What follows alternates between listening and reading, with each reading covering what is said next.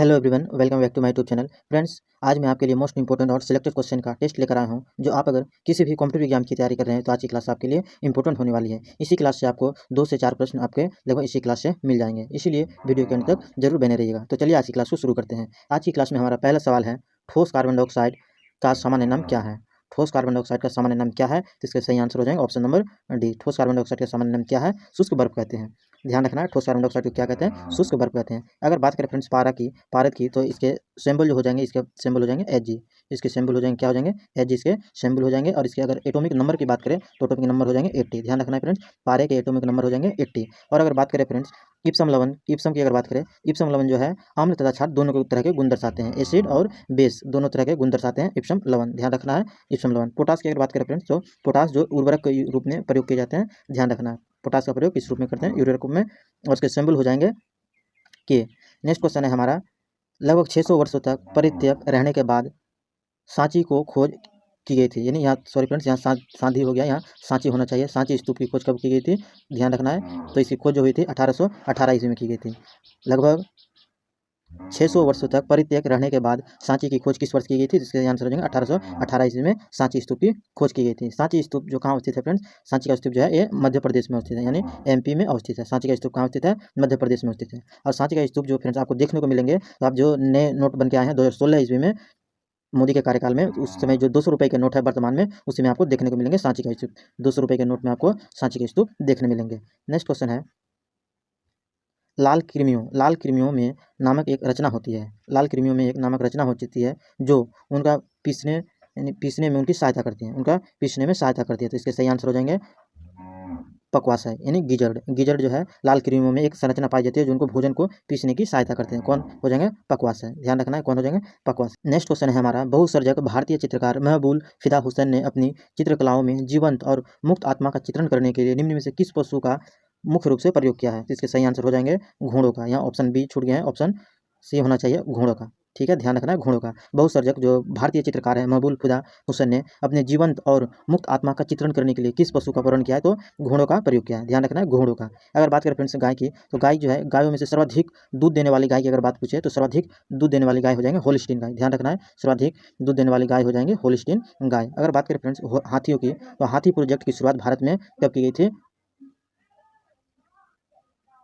Next question है बाघो जो है, बाघ से रिलेटेड सवाल एक सवाल पूछते हैं फ्रेंड्स, बाघ दिवस कब मनाया जाता है? तो बाघ दिवस 29 जुलाई को मनाया जाते हैं। ध्यान रखना है, बाघ दिवस कब मनाए जाते हैं? 29 जुलाई को मनाए जाते हैं। ध्यान रखना है, बाघ दिवस कब मनाए जाते हैं? 29 जुलाई को मनाए जाते हैं। नेक्स्ट क्वेश्चन है हमारा, उस भौतिक वैज्ञानिक का नाम बताइए जिसे न्यूट्रॉन की खोज का श्रेय दिया जाता है और 1932 ईस्वी की खोज के कारण उन्हें नोबेल पुरस्कार दिया गया था। मतलब उस वैज्ञानिक जो 1932 ईस्वी में खोज किया और नोबेल पुरस्कार भी मिला था और न्यूट्रॉन का खोज भी किया था। तो सही आंसर हो जाएंगे option number Chadwick. Option number है चैडविक। न्यूट्रॉन की खोज किसने की थी? तो ध्यान रखना है चैडविक। अगर बात करें फ्रेंड्स एनरिको फर्मी ने किसकी खोज की थी? तो रेडियो धर्मिता की खोज की थी एनरिको फर्मी ने। ध्यान रखना है, रेडियो धर्मिता की खोज किसने की थी? एनरिको फर्मी ने। और बात करें अगर फ्रेंड्स फ्लेमिंग, तो आप सब जानते ही होंगे कि वाम हस्त का नियम और दाएं हस्त का नियम जो दिया था फ्लेमिंग ने दिया था। और मैक्स प्लांक ने कौन सी सिद्धांत दिया था? तो क्वांटम सिद्धांत दिया था। ध्यान रखना है फ्रेंड्स, फिजिक्स से है, क्वांटम सिद्धांत दिया था किसने? मैक्स प्लांक ने। ध्यान रखना है, मैक्स प्लांक ने कौन सा सिद्धांत दिया था?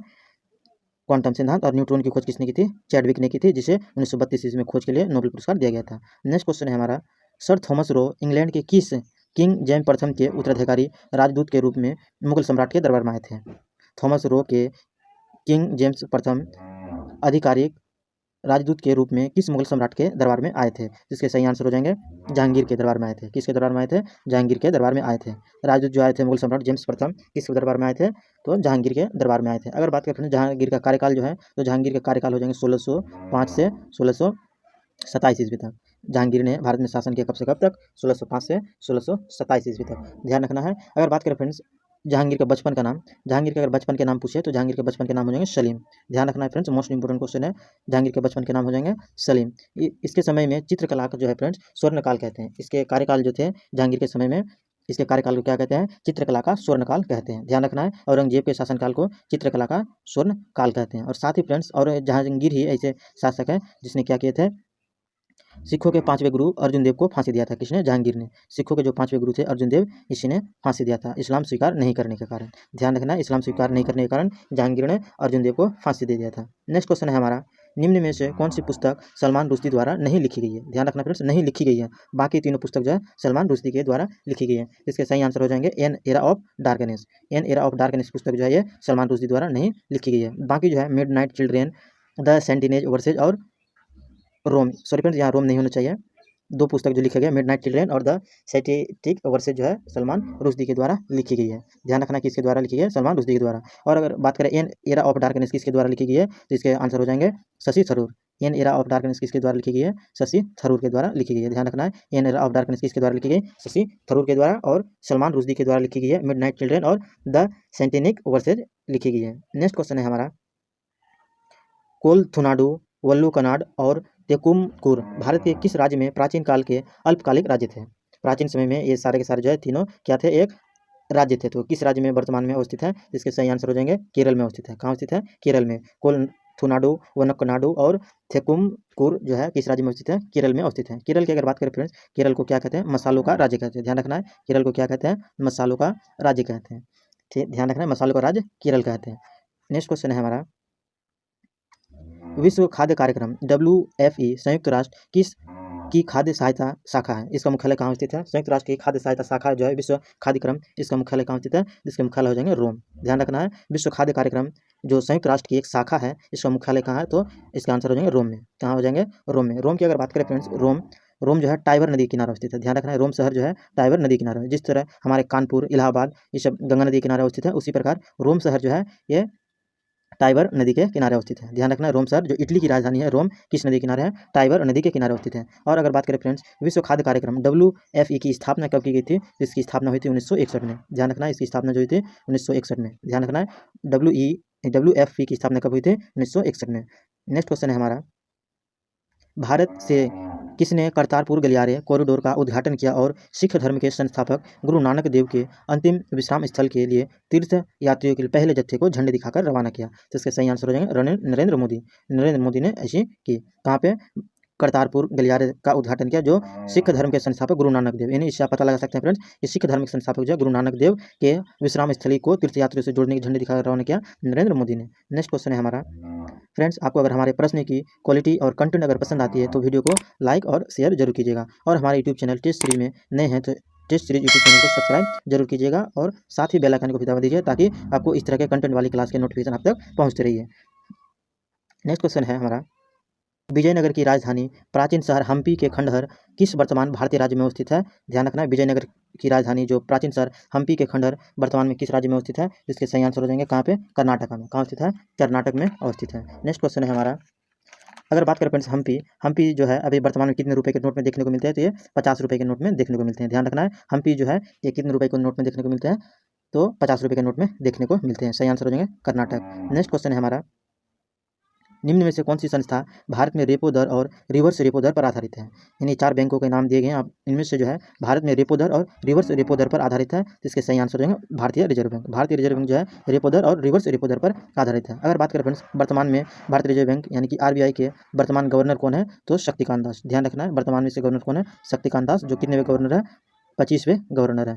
कितने गवर्नर है? 25वें गवर्नर है। ध्यान रखना है। और भारतीय रिजर्व बैंक की अगर बात करें इसकी स्थापना जो की गई थी तो कब की गई थी? तो इसकी स्थापना 1935 ईस्वी में की गई थी, यानी 1935 में इसकी स्थापना की गई थी। ध्यान रखना है भारतीय रिजर्व बैंक की स्थापना कब की थी? 1935 में की गई थी। नेक्स्ट क्वेश्चन है हमारा, निम्न में से किस अभिनेत्री ने मिशन मंगल फिल्म में प्रमुख महिला की भूमिका निभाई थी जो मंगल ग्रह पर भारत के पहले मिशन में महिलाओं के योगदान की सच्ची कहानी को नाटकीय रूप से दर्शाती है? तो इसके सही आंसर हो जाएंगे विद्या बालन। ध्यान रखना है फ्रेंड्स विद्या बालन इसके सही आंसर हो जाएंगे। अगर बात करें फ्रेंड्स विद्या बालन की, विद्या बालन जो है वर्तमान में अभी किसके ब्रांड एम्बेसडर हैं? तो विद्या बालन जी अभी भारतीय एक्सा लाइफ इंश्योरेंस के ब्रांड एम्बेसडर हैं। भारतीय एक्सा लाइफ इंश्योरेंस के ब्रांड एम्बेसडर हैं। ध्यान रखना है मिशन मंगल फिल्म में महिलाओं की भूमिका किसने निभाई थी? तो विद्या बालन ने, जो अभी किसके ब्रांड एम्बेसडर है? भारतीय एक्सा लाइफ इंश्योरेंस के ब्रांड एम्बेसडर हैं। नेक्स्ट क्वेश्चन है हमारा, निम्न में से कौन केशरूप प्राणी नहीं है? निम्न में से कौन केशरूप प्राणी नहीं है? तो इसके सही आंसर हो जाएंगे घोंघा। घोंघा जो है ये केशरूप प्राणी नहीं है। अगर बात करें फ्रेंड्स पक्षी की, तो पक्षी जो है, पक्षी में मूत्र उत्सर्जन अंग नहीं होते हैं, ध्यान रखना है। पक्षी में मूत्र उत्सर्जन अंग नहीं होते हैं, ध्यान रखना है। और अगर बात करें मछली, मछली में 2 कोष्ठीय हृदय होते हैं। स्तनधारी में जिस प्रकार 4 कोष्ठीय हृदय होते हैं, लेकिन मछली में 2 कोष्ठीय हृदय होते हैं। कई सारे एग्जाम में पूछे गए हैं फ्रेंड्स ये सवाल कि मछली में कितने कोष्ठक होते हैं, तो 2 और स्तनधारी में कितने होते हैं? 4। नेक्स्ट क्वेश्चन है हमारा, मंगल और बृहस्पति ग्रह के बीच में पाए जाने वाले आकाशीय पिंड को क्या कहलाते हैं? ध्यान रखना है, मंगल और बृहस्पति के बीच पाए जाने वाले आकाशीय पिंड को क्या कहते हैं? तो इसके सही आंसर हो जाएंगे क्षुद्र ग्रह, यानी एस्टेरॉइड कहते हैं। इस तरह भी सवाल पूछे जाते हैं फ्रेंड्स कि किन 2 ग्रहों के बीच एस्टेरॉइड या फिर क्षुद्र ग्रह पाए जाते हैं, तो इसका आंसर हो जाएगा मंगल और बृहस्पति के में पाए जाते हैं। नेक्स्ट क्वेश्चन है हमारा, इससे पहले फ्रेंड्स मंगल की अगर बात करें तो मंगल को लाल ग्रह भी कहते हैं, ध्यान रखना है। लाल ग्रह किसे कहते हैं? मंगल को कहते हैं। और बृहस्पति जो है ये ब्रह्मांड का सबसे बड़ा ग्रह है, सबसे बड़ा ग्रह हो जाएंगे बृहस्पति। नेक्स्ट क्वेश्चन है हमारा, निम्न में से कौन सिरके का प्रमुख घटक है? सिरके का प्रमुख घटक कौन है? तो इसके सही आंसर हो जाएंगे, सिरके का प्रमुख घटक है एसिटिक अम्ल, यानी कि सिरका में एसिटिक अम्ल पाए जाते हैं। और अगर बात करें फ्रेंड्स लैक्टिक अम्ल की, लैक्टिक अम्ल जो है ये खट्टे दूध में पाए जाते हैं, यानी कि दही में पाए जाते हैं लैक्टिक अम्ल। और नाइट्रिक अम्ल की बात करें तो नाइट्रिक अम्ल किस में पाए जाते हैं? ध्यान रखना है, नाइट्रिक अम्ल किस में पाए जाएंगे? नाइट्रिक अम्ल का प्रयोग हम लोग सोने के शुद्धिकरण में करते हैं, ध्यान रखना है। नाइट्रिक अम्ल का प्रयोग हम लोग किस में करते हैं? सोने के शुद्धिकरण में प्रयोग करते हैं। और साइट्रिक अम्ल की बात करें तो साइट्रिक अम्ल जो है ये संतरे में पाए जाते हैं, ध्यान रखना फ्रेंड, संतरे में साइट्रिक अम्ल पाए जाते हैं। नेक्स्ट क्वेश्चन है हमारा, निम्नलिखित राज्यों में से किस राज्य में माधवपुर मेला मनाया जाता है? ध्यान रखना है, माधवपुर मेला कहाँ मनाया जाता है? जिसका सही आंसर है गुजरात।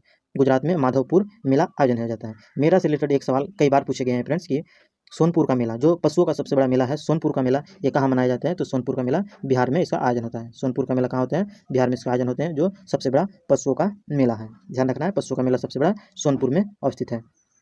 नेक्स्ट क्वेश्चन है हमारा, निम्नलिखित त्योहारों में से किसका अर्थ है मेरी मेकिंग ऑफ द गॉड्स है? त्योहारों का अर्थ जो है मेरी मेकिंग ऑफ द गॉड्स है, तो किस त्योहार में? इसके सही आंसर हो जाएंगे त्रिपुरा का जो है लाइव भरोवा त्यौहार में होते हैं। इस तरह लाइव भरोवा त्यौहार जो है त्रिपुरा में मनाए जाते हैं, जिसका अर्थ हो जाएंगे मेरी मेकिंग ऑफ द गॉड्स। मेरी मेकिंग ऑफ द गॉड्स किस त्योहारों का अर्थ है? तो लाइव भरोवा त्योहारों का अर्थ हो जाएंगे। अगर बात करें फ्रेंड्स इसके अलावा पोंगल जो है, पोंगल त्यौहार कहाँ मनाए जाते हैं? तो ये तमिलनाडु में मनाए जाते हैं। जल्लीकट्टू पोंगल कहाँ मनाए जाते हैं? तमिलनाडु में मनाए जाते हैं। और दिवाली तो खासकर गुजरात राज्य में मनाए जाते हैं। नेक्स्ट क्वेश्चन है, आज की क्लास का आखिरी सवाल है फ्रेंड्स, भौतिक का वह कौन सा नियम बताता है कि जब 2 विद्युत आवेशों के बीच दूरी दुगनी हो जाती है तो उनके बीच लगने वाले बल उसके पूर्व मान से 1/4 से कम हो जाएगा? तो ये कौन सा नियम है? इसके सही आंसर हो जाएंगे कूलाम का नियम। ध्यान रखना है फ्रेंड्स, कूलाम महोदय ने यह नियम दिया कि अगर 2 आवेशों के बीच अगर दूरी को दोगुनी कर दी जाए तो इनके बीच लगने वाले बल पूर्व मान से क्या हो जाएंगे? 1/4 हो जाएंगे। तो इसे फॉर्मूला के माध्यम से समझते हैं। कूलाम महोदय के नियम के अनुसार फ्रेंड्स जी एफ बराबर जो होते हैं ये Q1 × Q2 upon are square किसको दर्शाते हैं? तो आर स्क्वायर जो है ये डिस्टेंस को दर्शाते हैं। Q1 और Q2 जो है ये आवेश को दर्शाते हैं। यही जो है अब ये अगर दूरी को अगर 2 गुनी कर देते हैं, यहाँ क्या हो जाएंगे? 2 के स्क्वायर हो जाएंगे, जो निकल के आ जाएंगे मेरे 4। तो वर्तमान से क्या हो जाएंगे? 1/4 हो गए। इसी आधार पर इसका निर्माण होता है कि अगर उनके बीच की दूरी को 2 गुनी कर दी जाए, उनके बीच लगने वाले बल पूर्व मान से क्या हो जाएंगे? 1/4 हो जाएंगे। फ्रेंड्स आज की सेशन का हमारा टॉप 20 क्वेश्चन समाप्त हुआ। तो फ्रेंड्स आपको अगर हमारे प्रश्न की क्वालिटी और कंटेंट अगर पसंद आई हो तो वीडियो को लाइक और शेयर जरूर कीजिएगा। और जो लोग यूट्यूब चैनल टेस्ट सीरीज में नए हैं यूट्यूब चैनल को सब्सक्राइब जरूर कीजिएगा। अब फिर मिलते हैं इसी तरह के नेक्स्ट इंपॉर्टेंट और कंटेंट क्लास के साथ नेक्स्ट क्लास में।